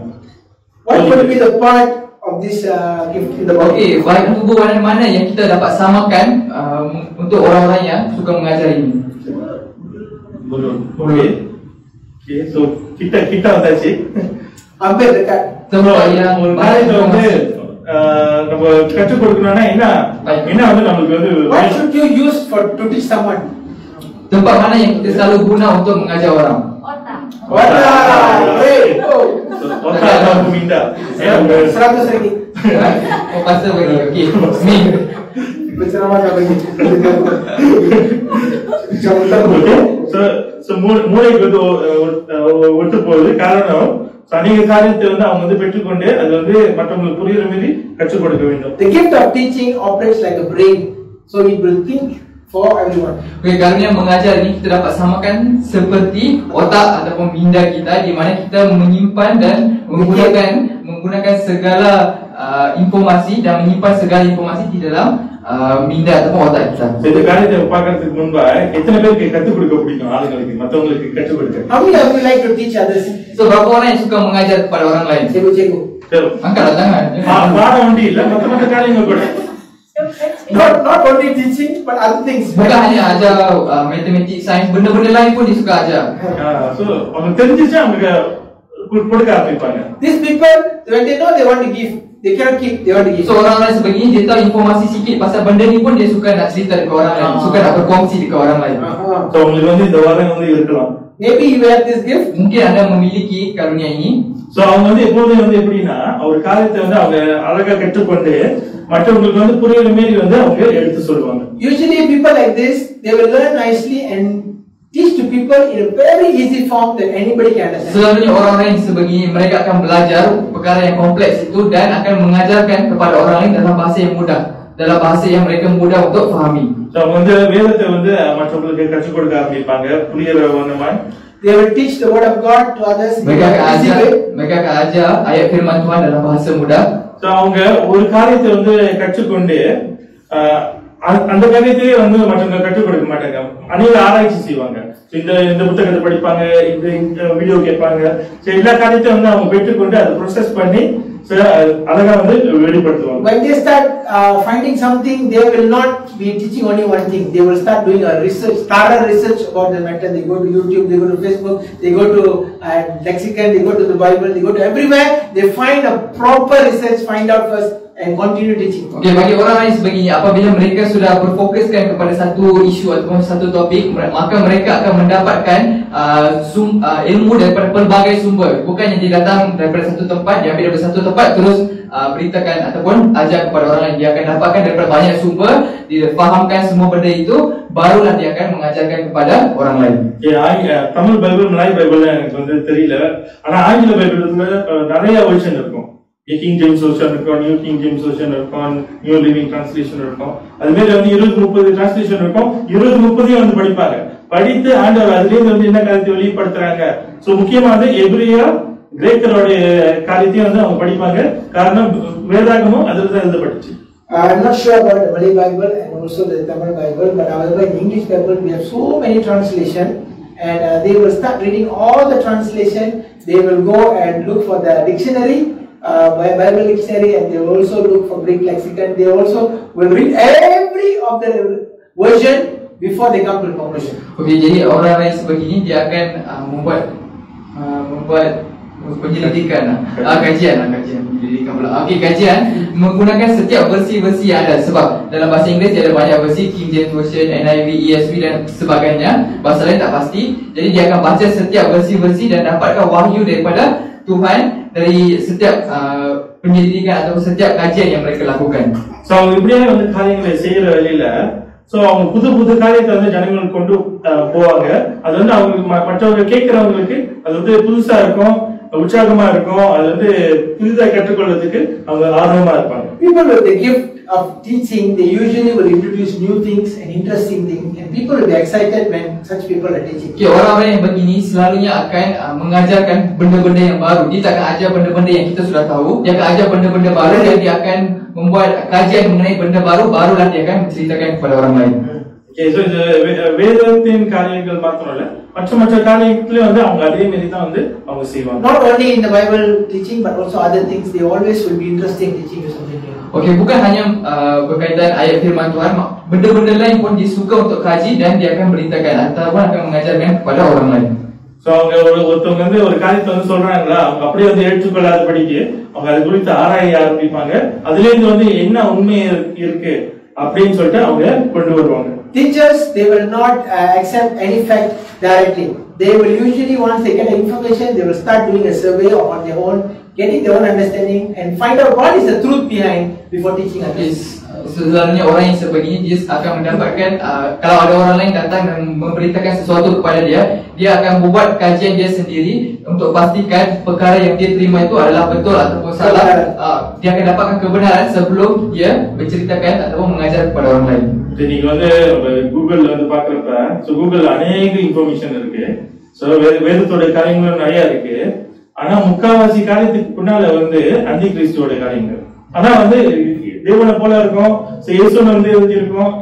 அதனால வந்து எல்லாத்தையும் வந்து பார்க்கறது வந்து நம்பாதபடிக்கு சில காரியத்தை வந்து நம்ம ஆராய்ச்சி செஞ்சு ஆண்டவர் வந்து இந்த காரியத்துல உண்மையா வந்து அவர் பேசுறாங்கன்னு சொல்லிட்டு நம்ம அறிந்து கொள்கிறோம். If you look at the computer nowadays, you go to Google, you have a lot of references, so many people writing so many things. But if you notice, there are many also which is not from God, they are writing. So it's very easy to get distracted. So teachers usually they will search and find first the truth and then only they will teach. Okay, kalau kita lihat di Google ada banyak informasi semudah di tapak tangan ataupun di semudah di hujung jari kita. Segala informasi kita boleh dapat daripada Google, tapi bukan semua informasi yang kita dapat itu adalah benar dan adalah datang betul-betul tulen daripada Tuhan. Mungkin setengah perkara itu adalah agenda syaitan yang menggunakan media itu untuk memesongkan kita, untuk membuatkan kita terpesong daripada jalan yang sebenar. Jadi orang-orang yang sebegini sangatlah penting supaya mereka akan ambil informasi itu dan membuat kajian untuk pastikan sama ada perkara itu adalah sah ataupun tidak. Adakah ia mengikut ajaran Tuhan ataupun tidak.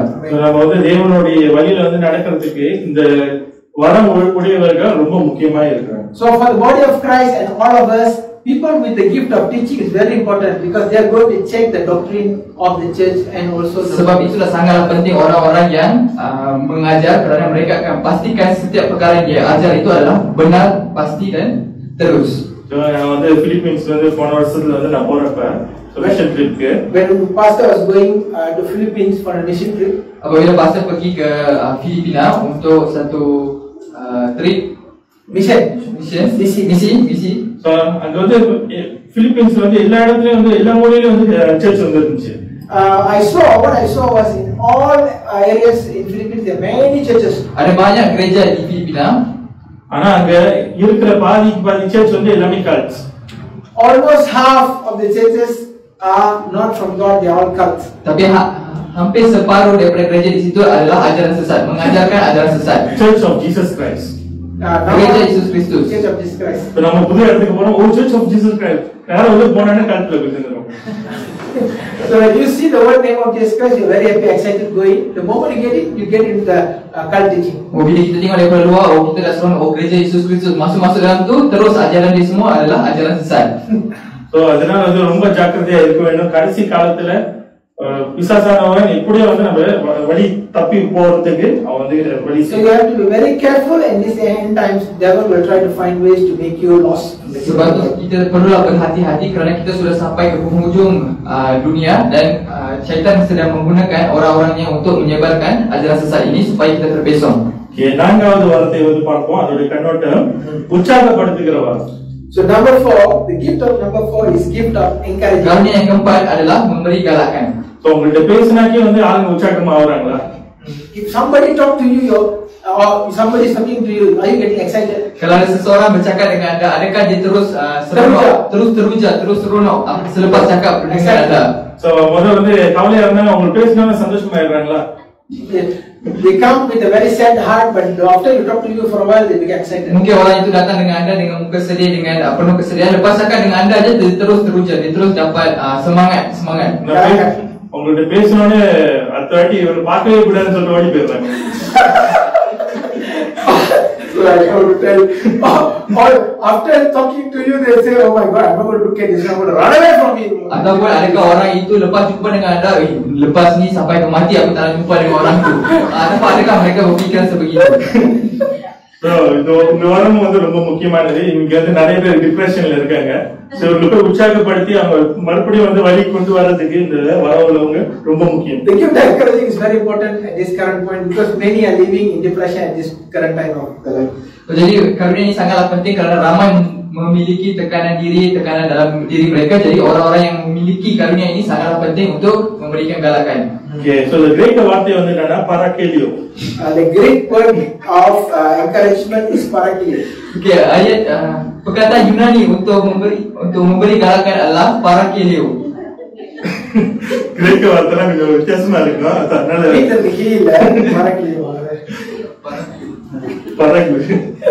parakelio. அதோட அர்த்தம் வந்து என்னன்னா, the meaning of parakelio is, maksud parakelio adalah ஒருத்தவங்களை வந்து நம்மளுடைய வழிக்கு வந்து அழைக்கிறது. To call someone for your side. Untuk memanggil seseorang itu untuk berada di sisi anda. So அவங்களை வந்து உற்சாகப்படுத்தி அவங்களை வந்து தேற்றி அவங்களை பலப்படுத்துகிறது. To comfort, to console and to strengthen the person. Dan untuk menyejukkan hati dia, untuk memberikan semangat dalam diri dia dan memberikan ketenangan dalam diri dia. So உற்சாகப்படுத்துறவங்க அவங்களோட சரீரத்துல வந்து என்ன அவயம்?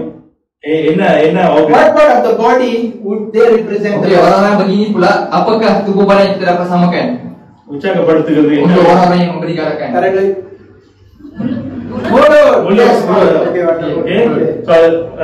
அதோட சரீரத்துல வந்து இது வந்து வாயை போல இருக்கு. காரணம் அவங்க உற்சாகப்படுத்தும் போது அவங்க வார்த்தைகள் வந்து பேச வேண்டும்.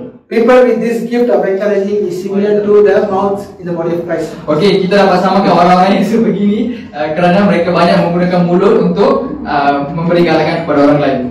Okay, so அவங்களோட வேலை அவங்க எப்போது வந்து என்ன செய்வாங்கன்னா, so மற்றவங்களை வந்து உற்சாகப்படுத்தி அவங்களை வந்து கட்டி, so யார் வந்து ரொம்ப அடிமட்டத்துல இருக்காங்களோ வாழ்க்கையில, அதனால வந்து சோர்ந்து போயிருக்காங்களோ அவங்க வந்து கட்டுகிற ஊழியத்தை அவங்க செய்வாங்க. The encourager has a special gift to exhort a person and to encourage them to build up.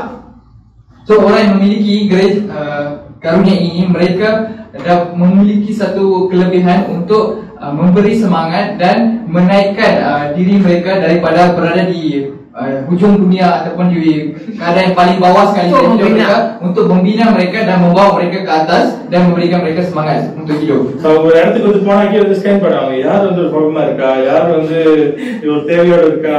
So மத்தவங்க வந்து அது பாக்குறப்ப அவங்க வந்து சாதாரணமா இருப்பாங்க. நான் இவங்களோட கண்ணோட்டத்துக்கு ஆண்டவர் வந்து வெளிப்படுத்துவார், அவங்களுக்கு வந்து ஏதோ ஒரு குறைவா இருக்கு. சோ அவங்க போய் பேச ஆரம்பிப்பாங்க, உற்சாகப்படுத்த ஆரம்பிப்பாங்க. The people with the gift of encouragement, usually when he goes to a crowd, he starts scanning for people who should I motivate, who should I build up. He always look for people in trouble. Okay, biasanya orang yang memiliki karunia ini, mata mereka sangatlah berbeza dengan mata kita. Mungkin di mata kita setiap orang nampak okey dan nampak sihat di mata kita, tapi bagi mata mereka dapat lihat, dapat scan sampai ke dalam siapakah orang yang memiliki kesedihan, siapa yang sedih, siapa yang memiliki masalah dalam diri mereka.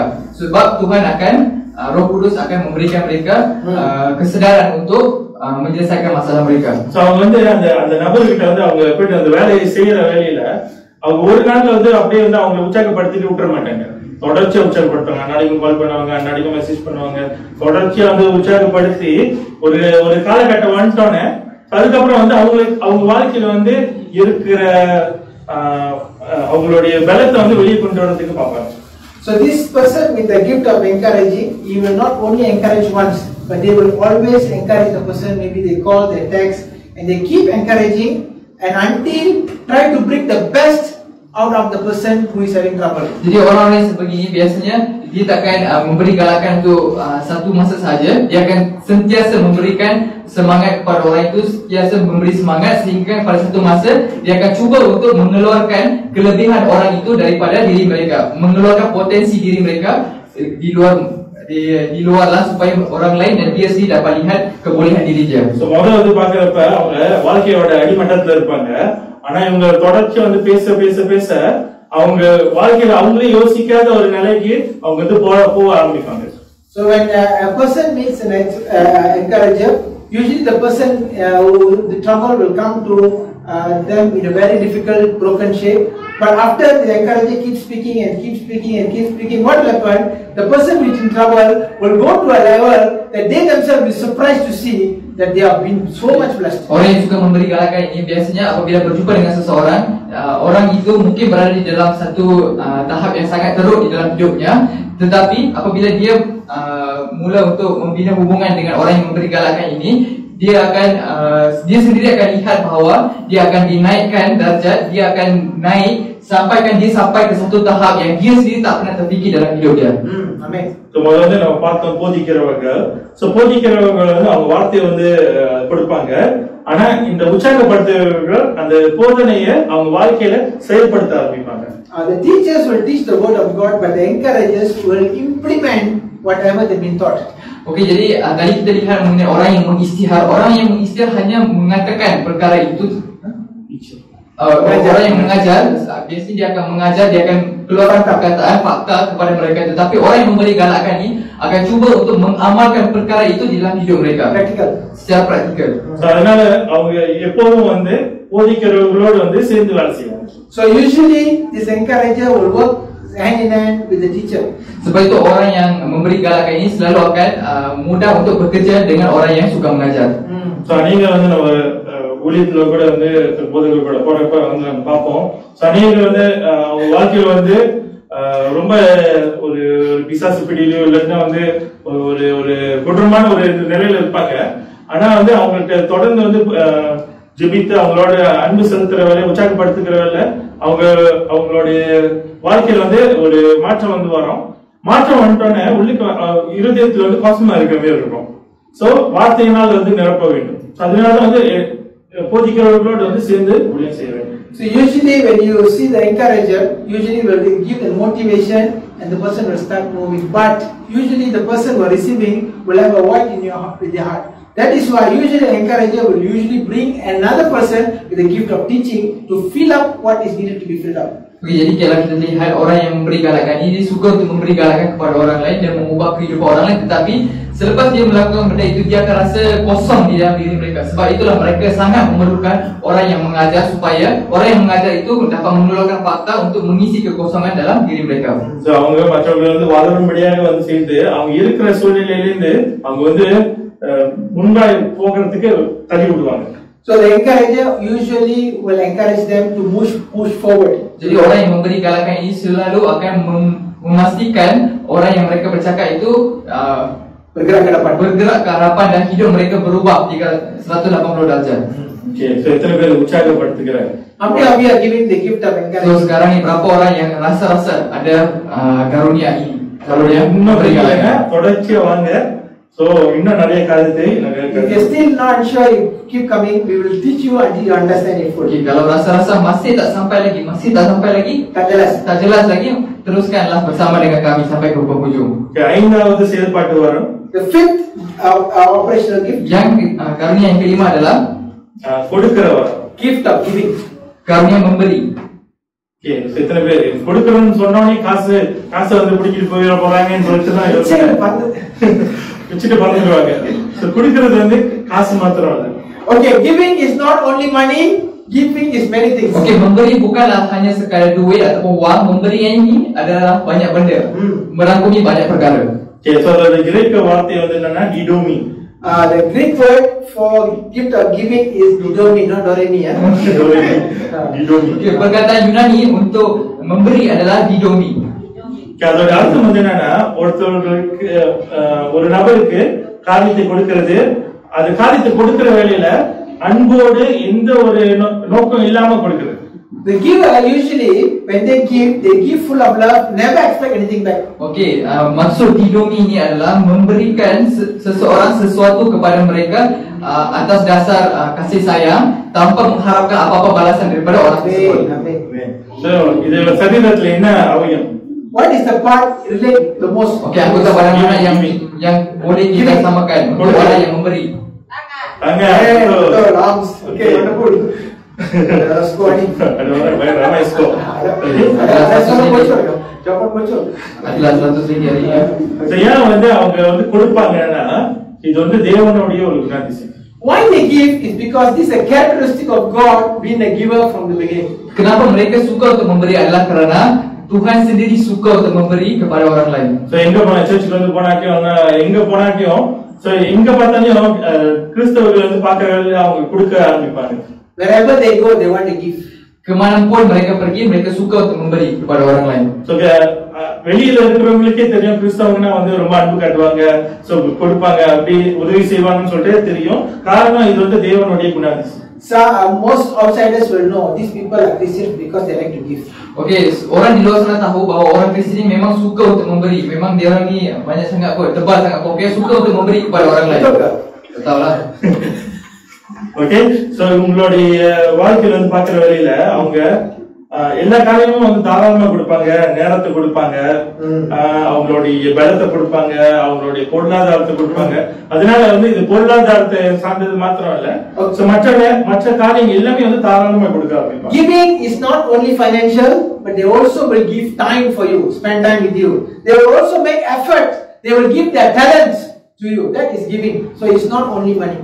Okey, orang yang memberi ni dia suka memberi tanpa memikirkan mengenai diri mereka. Mereka akan memberikan masa mereka, mereka akan memberikan duit mereka, mereka akan memberikan usaha-usaha mereka di dalam hidup kamu tanpa memikirkan diri mereka sendiri. Balasan. So அவங்க tanpa mengharapkan balasan. அவங்க கொடுக்கிற காரியம் வந்து அவங்களுக்கு கிடைக்க திருப்பி வந்து வராதுன்னு சொல்லிட்டு அவங்களுக்கு தெரியும், இருந்தாலும் கொடுப்பாங்க. They know whenever they give, the person is not going to return back, but they still will give. Mereka tahu bahawa apapun yang mereka bagi kepada orang lain, benda itu tak akan datang balik kepada diri mereka. Walaupun dia tahu benda itu, dia masih tetap nak bagi dekat orang itu. Dia nak bagi. So அதனால வந்து நான் பக்கத்துல வந்து என்னோட கூட்டாளிக்கு வந்து பென்சில் கொடுத்தேன். அதனால வந்து நான் கொடுக்கிற வார்த்தை இருக்குன்னு சொல்லிட்டு இல்ல, அதோட உண்மையான அர்த்தம் வந்து என்னன்னா அவங்க வந்து எப்படியான ஒரு குணாதிசயம் உள்ளவங்கன்னா அவங்க அந்த காரியத்தை வந்து கொடுக்கறதுனால அந்த ரபரும் ஆண்டவரும் வந்து இன்னும் கிட்ட போவாங்க, தேவனும் கிட்ட போவாங்கன்னு சொல்லிட்டு அந்த நோக்கத்தோட கொடுப்பாங்க. This kind of giver usually gives because they want the person who receives it come closer to God. Okey, orang yang suka memberi ini dia bukan memberi untuk mengharapkan balasan, tetapi dia memberi dengan harapan bahawa orang yang dia berikan perkara itu, orang yang menerima akan lebih rapat dengan Tuhan. Amen. Okay, so அவங்க கொடுக்கிறது சொன்ன மாதிரி ஒரு உண்மையான ஒரு இறுதியோட கொடுப்பாங்க, எந்த ஒரு உள்நோக்கமும் இருக்காது. சோ எப்போதும் ஒரு இடத்துக்கு வந்து போற வழியில ஆண்டவர்கிட்ட கேட்பாங்க, ஆண்டவரே எனக்கு வந்து அந்த நபரை காட்டுங்க, யாருக்கு வந்து தேவையா இருக்குன்னு சொல்லிட்டு எப்போதும் வந்து தேவன் யாரை உணர்த்துறாங்களோ அப்பயே வந்து கொடுக்க ஆரம்பிச்சிருவாங்க. This person people are giving, usually they are very sincere and their motives are very clear and they always ask God, who should I give and what should I give? They ask God's prompting. Orang yang suka memberi ini sangatlah telus, mereka tulus dan telus dengan pemberian mereka tanpa ada udang di sebalik batu, tanpa ada motif yang lain di sebalik pemberian mereka, dan mereka sentiasa fikirkan mengenai hubungan orang lain dengan Tuhan, supaya hubungan dia dengan Tuhan, orang yang menerima dan juga Tuhan dapat dirapatkan. So அவங்களுக்கு வந்து என்ன மனசு சந்தோஷமா இருக்கும்னா, சோ நான் வந்து இவங்களுக்கு கொடுத்ததுனால அவங்களோட ஜெபம் வந்து கேட்கப்பட்டுச்சு அப்படின்னு சொல்லிட்டு ஆண்டவருக்கு மகிமை கொடுப்பாங்க, அவங்களுக்கு மகிமை எடுத்துக்கொள்வாங்க.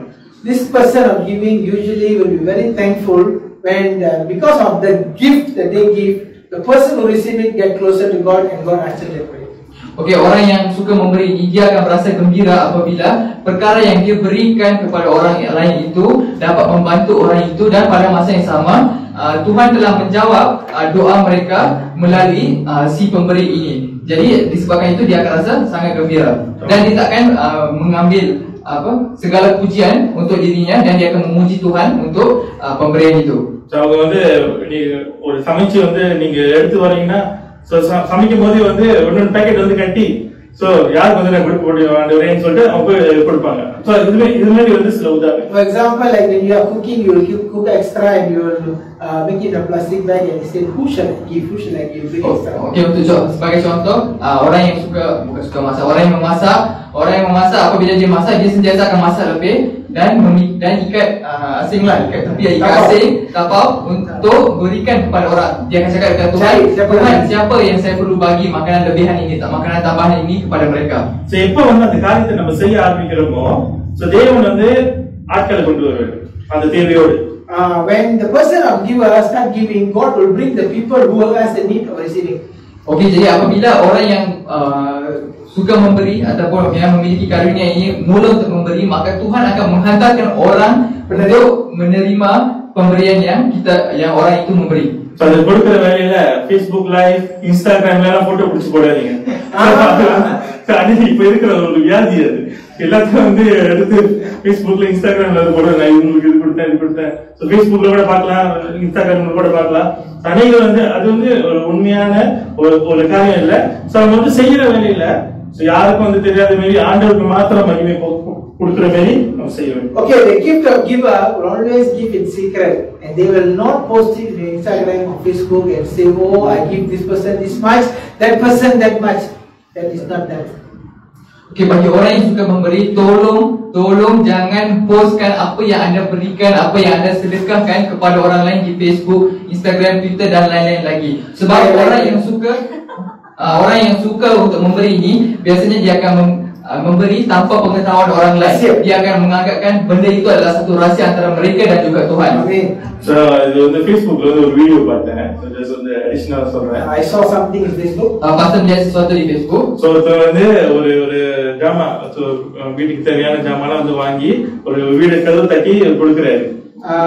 One person bought some grocery and start knocking the door to give to one person. Ada seseorang itu membelikan barangan rumah dan dia ketuk pintu untuk memberikan barangan rumah itu. So கூட்டாளி வந்து வீடியோ எடுத்துட்டு இருக்காரு சைடுல கொடுக்கறது. And the friend is taking a video of him trying to give the grocery. Dan kawannya pula tangkap gambar melambangkan yang dia sedang memberikan perkara itu kepada orang lain. So அந்த வீட்டு ஓனர் வந்து கதவு திறந்து அவருக்கு வந்து ஜாமாவை பார்த்தா ரொம்ப சந்தோஷமாயிருச்சு. So the owner of the house, when he opened the door, he was so happy to see all the groceries. Apabila pemilik rumah itu membuka pintu, lepas dia nampak je barangan tu, dia terus rasa gembira. So side வந்து பார்த்தா வீடியோ எடுத்துட்டு இருக்காங்க. அவருக்கு வெக்கமா போயிடுச்சு. However, when he turned on the right hand side, he saw the person videoing him. He was embarrassed. Tapi apabila dilihat kiri kanan ada orang sedang merakam dia terus jadi rasa malu. So என்ன சொன்னானே கொஞ்ச நேரம் இருக்குன்னு சொல்லிட்டு வீட்டுக்கு போயிட்டு ஒரு பெரிய கோட் வந்து போட்டுட்டு so அந்த ஜாமா வந்து வாங்கினாரு. அந்த வெளியே இருந்து வீடியோல இருந்து பாக்குற வழியில இவரு வந்து அவங்களுக்கு ஜாமா கொடுக்கறாரு. Okay, the guy was receiving. I went into his room, he got to the wardrobe, he started wearing a nice coat, okay? And you know what? When he received the time, he was wearing a coat. So when the people saw the video, looks like the giver is the one receiving. Okay, jadi selepas dia nampak ada orang sedang rakam, dia pun cakap tunggu sekejap, dia masuk dalam bilik. Lepas dia masuk ke dalam bilik, dia ambil satu kod yang cantik, dia pakaikan kod, lepas tu dia ambil barang itu. Tetapi orang dekat view dia ingatkan orang yang pakai kod tu lah yang memberikan kepada orang yang dekat luar sana. So கண்டிப்பா நிறைய பேர் பார்த்திருப்பீங்க. என்ன சொல்ல ஒரு தான் அது மாதிரி வந்து செய்ய வேண்டாம். ஓகே, சோ எதுல வந்து செய்யறோமோ அதுக்கு மாத்திரம் மகிமை போய் சேர வேண்டும். So please don't do it. Okay, ஆறாவது வரம். Okay, gift number 6. Karunia yang ke-6. Okay, வழி நடத்துகிற வரம். Gift of leading. Karunia memimpin. Okay, so ஆளுங்களை வந்து வழி நடத்துறது வந்து உங்களோட அழைப்பா இருந்துச்சுன்னா இதோட கிரேக்க வார்த்தை வந்து என்னன்னா prolistemi. Okay, the Greek word is prostemi. Perkataan Yunani untuk memimpin adalah prolistemi. Okay, அதோட அர்த்தம் வந்து என்னன்னா ஒரு காரியத்தை வந்து அவங்க மேல் பார்வை செய்யறது, அவங்க கீழே இருக்கிறவங்களை வந்து பாதுகாக்கிறது, வழி நடத்துறது, அவங்களுக்கு கரிசனை கொடுக்கிறது. So the meaning of protecting is to supervise over someone, to protect, to guard, or to give attention. Okey, maksud proteisme adalah untuk mengawal, untuk menyedia, untuk menjaga dan memberikan perhatian kepada orang lain. அவங்க கீழே வந்து கொஞ்சம் பேர் வந்து இருப்பாங்க, ஆனா அவங்களை வந்து பின்பற்றவர்கள் இருப்பாங்க. அவங்களை வந்து பாதுகாக்கிறது, அவங்களை வழி நடத்துறது, அவங்களுக்கு வந்து தேவைகளை சந்திக்கிறது எல்லாமே வந்து அப்படிப்பட்ட ஒரு அர்த்தம். So some people would be reporting to you, but this person with a gift of leading usually will make sure whoever follows them will be protected by them. So any problem also they will cover.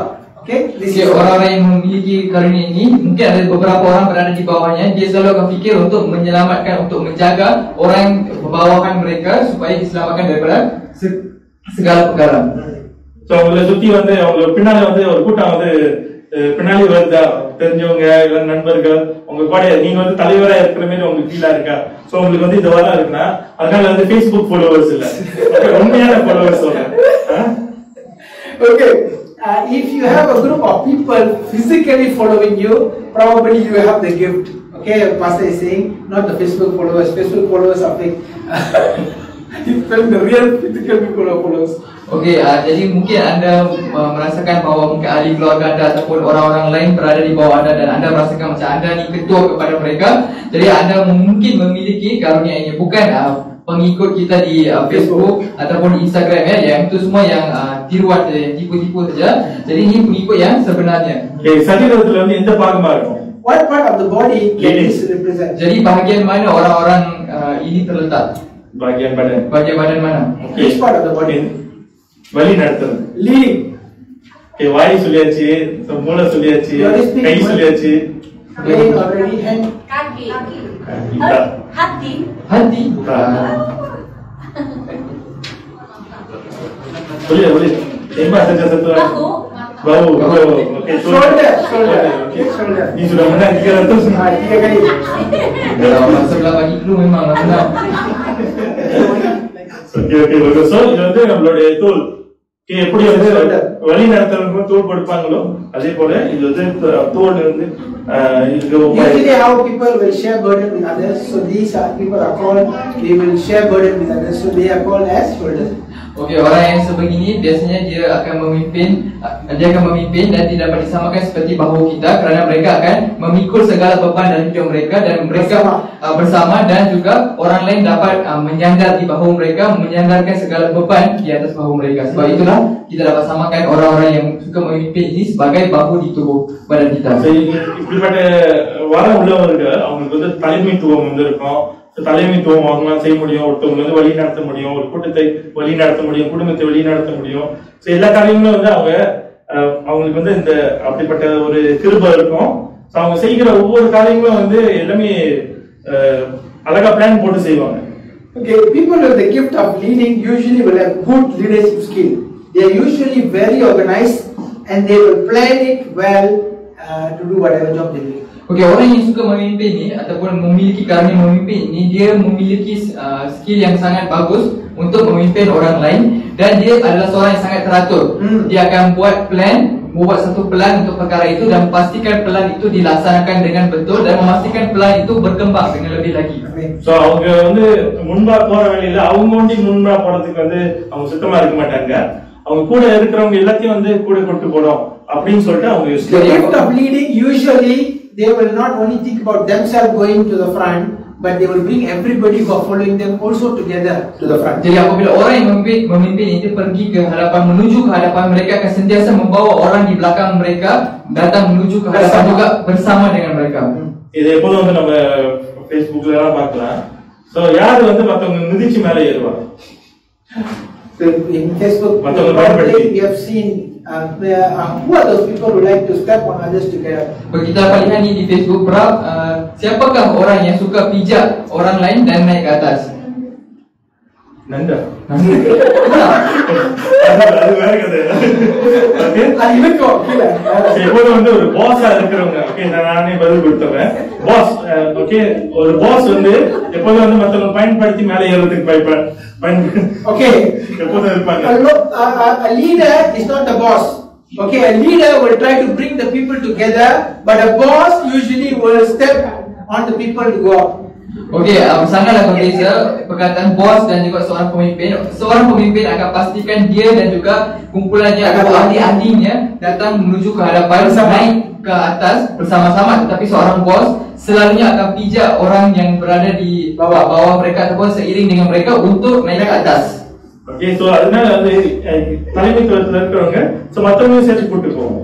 So those people who are in leadership gifts, they will bring others along. So orang yang suka memimpin biasanya akan membawa sekali orang-orang lain ke atas. So அந்த நேரத்துல என்ன பிரச்சனை வருதோ அப்பவே வந்து ஒரு தீர்வை வந்து போட்டு யோசித்து அந்த காரியத்தை எப்படி செய்யணும் ஆரம்பத்திலே கடைசி வரைக்கும் அவங்களால செய்ய முடியும். These people have a very special skill whereby whenever a problem comes, they will organize a solution and they will do it immediately. Okey, biasanya orang yang suka memimpin ini jika ada satu masalah berlaku di dalam hidup mereka, mereka akan cuba fikirkan penyelesaiannya dan dia akan mengamalkan, mengimplementasikan penyelesaian itu menggunakan ahli-ahli yang berada di sekeliling mereka, sekelilingnya. So அவங்களுக்கு வந்து சவால் ரொம்ப பிடிக்கும். யாருக்கு ரொம்ப சவால் பிடிக்கும்? They like challenges. Mereka suka cabaran. Berapa orang di sini suka cabaran? So அவங்க வாழ்க்கையில வந்து அன்னைக்கு வந்து புதுசா வந்து பிரச்சனை வந்துகிட்டே இருக்கும். So அது வந்து தீர்த்துக்கிட்டே இருக்கணும் உங்களுக்கு சந்தோஷமா How இருக்கும். can we like to have a lot of challenges and you want to have new things? Berapa orang yang suka mencabar? Bagi dia setiap hari kena ada masalah baru dan dia kena ada penyelesaian baru untuk masalah itu. So அவங்க வந்து அந்த பிரச்சனையை வந்து பிரச்சனையா பார்க்க மாட்டாங்க. அது பயன்படுத்தி புதுசா கத்துக்கொள்ள பார்ப்பாங்க. புது காரியத்தை வந்து அவங்க ஆரம்பிக்க பார்ப்பாங்க. So அது வந்து ஒரு பிரச்சனையா அவங்க பயன்படுத்த மாட்டாங்க. They will never look at a problem as a challenge, but they will look at the problem as an area for them to learn and grow. Okey, bagi mereka takkan lihat satu masalah itu sebagai satu cabaran. Bagi mereka satu cabaran itu adalah satu peluang bagi mereka untuk belajar perkara-perkara baru dan untuk menyelesaikan benda itu menggunakan perkara baru yang mereka belajar. So அவங்க எப்போதும் வந்து அவங்கள வந்து நம்ப முடியும். அவங்க எப்போதும் வந்து எல்லா காரியத்தையும் அவங்க சிறந்ததா செய்வாங்க. அவங்க அந்த காரியத்தை முன்பாய் வந்து நடத்தும்படியாக அந்த தரிசனத்தை கொடுத்து அவங்க வழி நடத்துவாங்க. They are very reliable, very capable and give vision and direction when they go for. Okey, mereka ini adalah seorang yang boleh dipercayai, boleh berharap kepada mereka dan mereka mempunyai satu gambaran yang sangat luas untuk dan mempunyai satu laluan ataupun jalan untuk membawa orang-orang yang sekitar dengannya untuk naik ke atas. நீங்க வந்து உங்களுக்கு வந்து ஒரு வேலையை வந்து கொடுத்து சோ உங்களால வந்து நல்லா தூங்க முடியுதா அந்த வேலையை முடிகிற வரைக்கும்? If a job has been given to you, can you sleep or not? Okey, hari ini kalau without doing the job. Kalau ada sesuatu kerja itu diberikan kepada anda, bolehkah anda tidur dengan tenang tanpa menyelesaikan masalah itu, pekerjaan itu? Okay, so அது முடிக்கிற வரைக்கும் நீங்க தான் வந்து முதல்ல எழுந்திருப்பீங்க, நீங்க தான் கடைசியா தூங்குவீங்க. Until you finish the job, you are the first one to wake up and the first one to sleep. The late one to sleep. Biasanya anda adalah orang yang pertama untuk bangun dan orang yang terakhir untuk tidur sampai anda untuk menyelesaikan kerja itu. Okay, so அப்படி இருந்துச்சுன்னா நீங்க ஒரு தலைவராய் வந்து உங்களுக்கு அந்த வரம் வந்து இருக்கிறதுக்கு வாய்ப்பு இருக்கு. If all these things characteristics have been found, then you are giving a gift of leadership. Jika semua ini berada dalam diri anda, maka anda adalah seorang pemimpin dan anda mungkin memiliki karunia memimpin ini dalam hidup anda. Okay, so kadasia waram, ஏழாவது waram. Okay, the last one, the finishing, the seventh gift. Yang ketujuh, karunia yang terakhir yaitu இரக்கம் செய்கிற waram. Gift of showing mercy. Karunia menunjukkan kemurahan. Okay, so மத்தவங்களுக்கு வந்து மனம் இறக்குறீங்களா? This person have compassion for this. Adakah anda menunjukkan kemurahan? Adakah anda berasa simpati dan empati kepada orang lain? மத்தவங்களுக்கு பார்த்தா ஐயோ பாவப்படுறீங்களா? அப்படி இருந்தா உங்களுக்கு இந்த வாரம் இருக்க வாய்ப்பு இருக்கு. If you feel sad or you feel sympathy for others, probably you are operating in the gift. Kalau anda merasakan simpati dan empati kepada orang lain yang sedang mengalami kesusahan, maka anda mungkin memiliki karunia menunjukkan kemurahan ini. Okay, so இதோட கிரேக்க வார்த்தை ரெண்டு வார்த்தை இருக்கு. Ilio. There are two words for this gift. Number one is ilio. Ada dua perkataan Yunani untuk menunjukkan kemurahan. Yang pertama adalah ilio.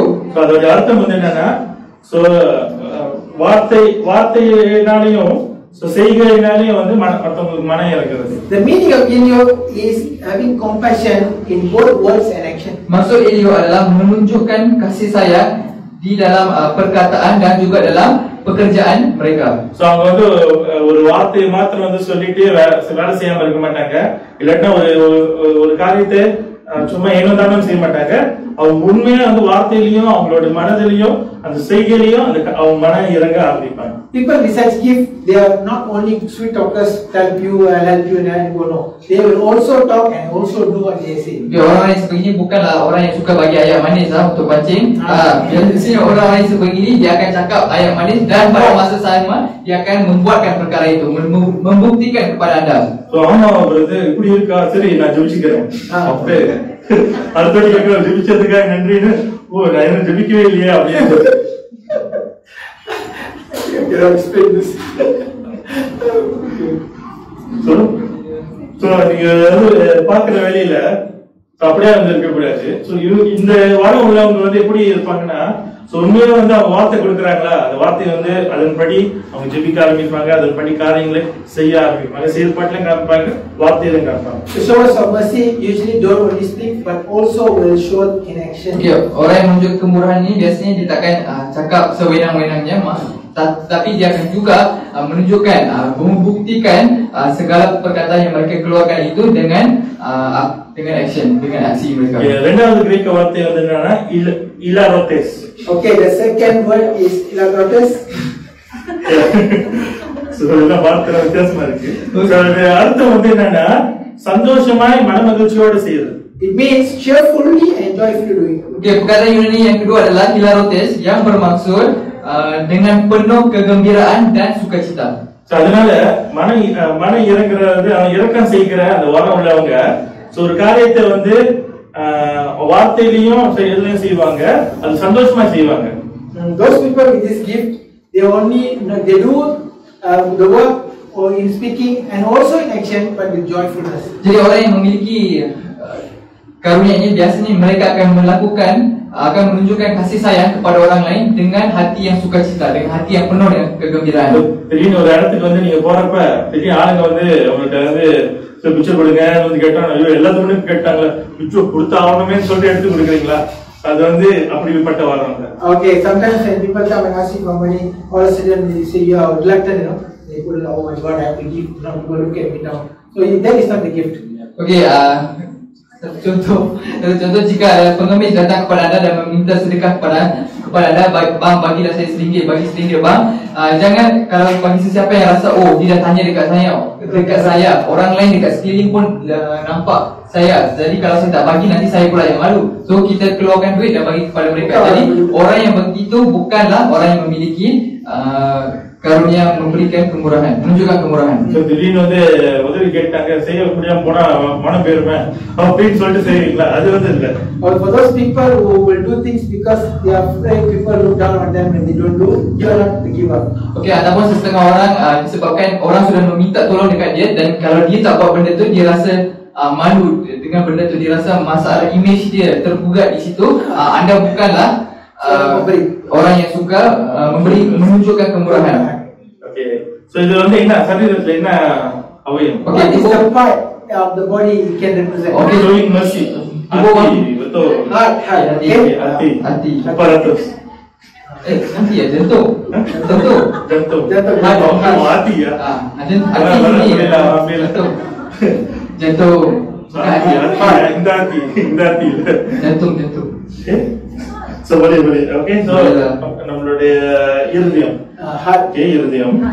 Okay, so இப்படிப்பட்ட ஜனங்கள் வந்து பார்க்கிற வழியில ஜனங்கள் மற்றவங்களுக்கு அவங்க இரக்கம் செய்ய முடியும், அவங்க அன்பு காட்ட முடியும். So these kind of people always can show compassion and love to other people. So orang yang seperti ini selalunya boleh menunjukkan kasih dan sayang kepada orang lain. அவங்களுக்கு வந்து எல்லாமே வந்து சமம், பணக்காரன் ஏழை, so சட்டை போட்டிருக்கான், சட்டை வந்து கிழிஞ்சிருக்கு அப்படிலாம் வந்து பார்க்க மாட்டாங்க, எல்லாமே வந்து ஒரே மாதிரி பார்ப்பாங்க. People of such gift, they will not differentiate. For them everyone is the same, rich or poor, good or bad, all the same. Okay, bagi mereka semua orang adalah sama di mata mereka. Tak kisah dia itu kaya ke miskin ke, berpakaian mewah ataupun tak berpakaian, bagi mereka semua orang adalah sama di matanya. So அநேகர் வந்து எப்படி வந்து பார்ப்பாங்கன்னா, இவங்க படிச்சிருக்காங்க, இவங்களுக்கு உதவி செய்வோம், இவங்க வந்து இவங்க ஸ்டேட்டஸ் வந்து ஓகே இருக்கு, இவங்களுக்கு உதவி செய்வோம். So அப்படி இல்ல. இந்த வர உள்ளவங்க எல்லாத்தையும் வந்து ஒரே மாதிரி பார்ப்பாங்க.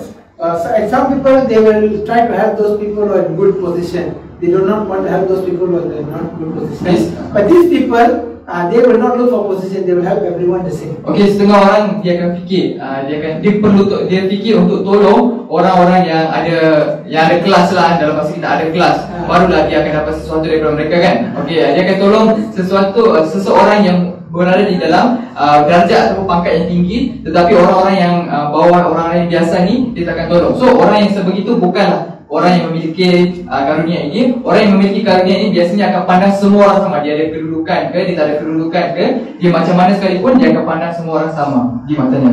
ஓகே, ஸோ நீங்க வந்து பார்க்குற வேலையில அந்த உதவி கேட்கறவங்க அவங்களுக்கு எப்போதும் வந்து ஏதோ ஒரு குறைவா இருக்கிறதுனால தான் அவங்க வந்து உதவி கேட்கறாங்க.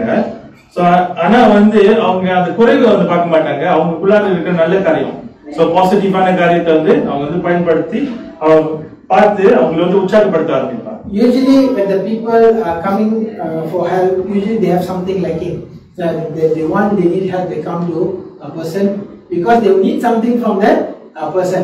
But people with the gift of showing mercy, they will not look at them what is lacking, but they will look at them the good things that the person is having. Okay, apabila seseorang itu datang kepada anda ataupun datang untuk meminta bantuan, pastinya ada sesuatu yang kurang di dalam diri orang yang meminta bantuan itu, dan disebabkan itulah dia datang kepada kita. Tetapi orang yang